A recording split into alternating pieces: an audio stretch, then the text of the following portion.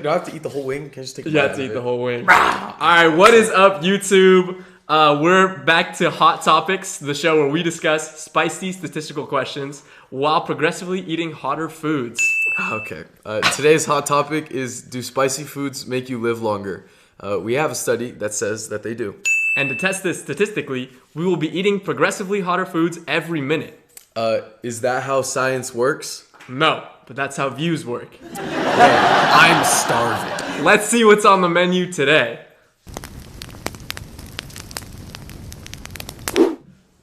Our first food today will be Wingstop's Atomic Wing coated in Tabanero extra hot sauce. We are not sponsored, by the way. All right. We ready for this?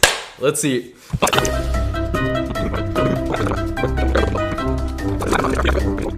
I start clean. All right, wings. All right, clean. Wings are clean. All right. Shit. All right. The study we're looking at is called Consumption of Spicy Foods in Total and Cause-Specific Mortality, published in the BMJ in 2015. It was a large population-based cohort study using data from the China Kadoorie Biobank. The researchers followed 487,375 adults in China, ages 30 to 79, after excluding people who already had cancer, heart disease, or a stroke at the start. Basically, this was not an experiment where researchers forced one group to eat hot Cheetos and another group to eat plain oatmeal. Sadly. Instead, it was an observational study. This means the researchers observed people's existing habits and looked for associations. Participants reported how often they ate spicy foods from less than 1 week to almost every day. Then the researchers followed them for a median of 7.2 years and tracked total deaths from specific causes. So the explanatory variable was spicy food consumption, and the response variable was mortality or death risk. I love how casual you just made that sound. Thank you.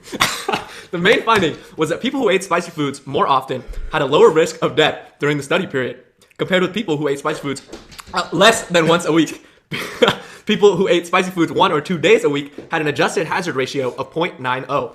And people who ate spicy foods 3 to 5 days or 6 to 7 days a week had hazard ratios of 0.86. Okay, so in normal person language, a hazard ratio below 1 means that the event was less likely in that group compared to the reference group. So a hazard ratio of 0.86 means about a 14% relative reduction in risk. Not that spicy food magically adds 14 years to your life or anything. Important difference.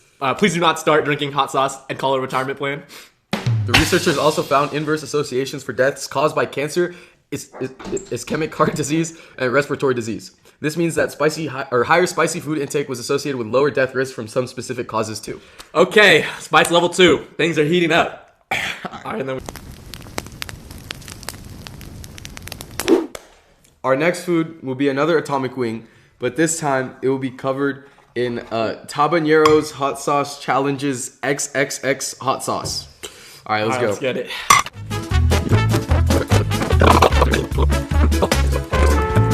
All right, as we can see, all clean, all done. We don't fake it here. All right, let's get We to do it. it live. Okay. So, statistically, the study looks impressive because the sample size is huge. Almost 500,000 people is a lot. A large sample can make estimates more precise and make confidence intervals narrower. But bigger does not automatically mean better. I can attest to that. Yeah, Exactly. Since this is an observational study, the biggest issue is confounding. People who eat spicy food often it might be different for people who do not.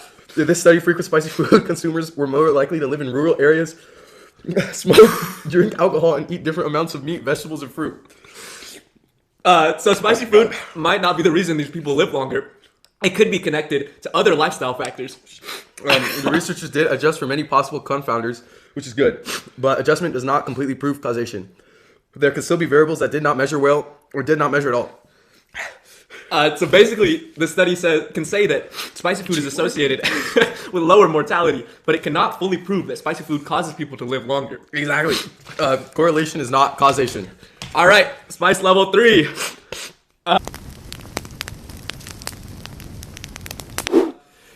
Okay, for our third and final wing of the day, it's another Atomic Wing, but this time it's in what they call Dragon's Breath. I'm not excited for this. All right, neither. Let's go.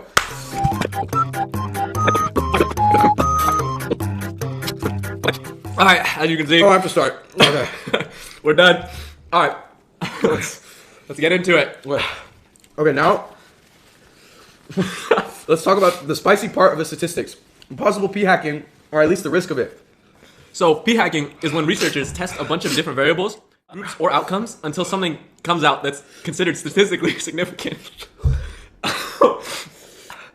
To be fair, that's such a long paragraph. We are not saying that authors definitively p-hack, but the study does raise the good statistics clause critique because I'm like spitting because they tested a lot of things. They looked at total mortality, cause-specific mortality, men and women separately, fresh chili versus non-fresh chili, alcohol drinkers versus non-drinkers, and smokers versus non-smokers, different age groups, BMI groups, physical activity groups, and more. The paper also says statistical significance was set at p less than 0.05. Oh, I'm ready for this. And here's the issue.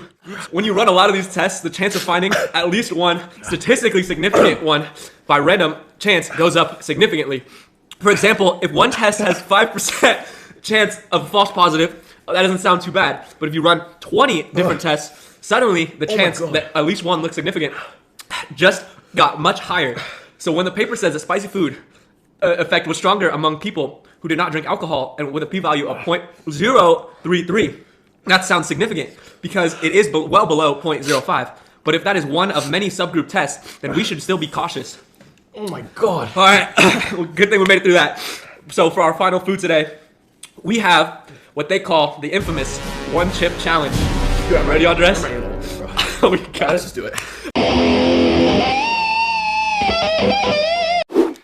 Okay, welcome back. We're about to attempt the one chip challenge before giving you the hot topic. All right, let's start unboxing, Andres. How'd you open it? As you see right here, got a lot of powder on it. And then, there's some warning on the box, but we don't care about that. Of course, we gotta eat the whole thing. Woo! All right, let's get into it. All right, 3, 2, 1.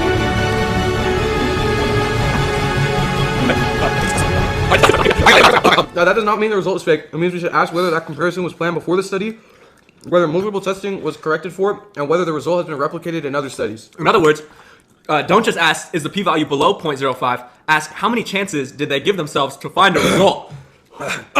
That is the difference between strong evidence and we shook the data until a significant result fell out. Oh my god! Another lamentation is that... Oh!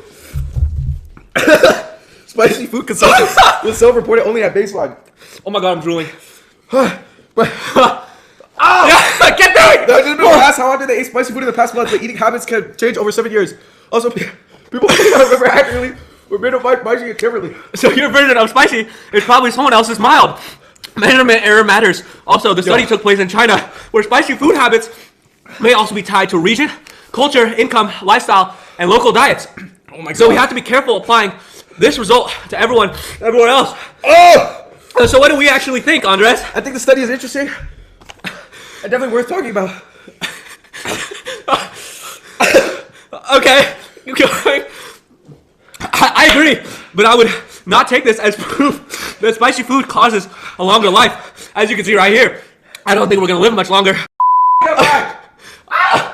I think the headline, spicy food makes you live longer, is too strong. A better headline would be, people who ate spicy food more often had lower mortality in a large observational study, but causation is still unclear. So final verdict, spicy food is associated with lower mortality. And And as we need prescriptions. all right, so now we want to know what you think. Do you trust this study, or do you think My hands are numb. that researchers tested too many variables? And would you eat spicy food every day if it might lower your risk of death? Okay, like, comment, subscribe, repost. Remember to read past the headline. We'll see you in the next one at Hot Topics.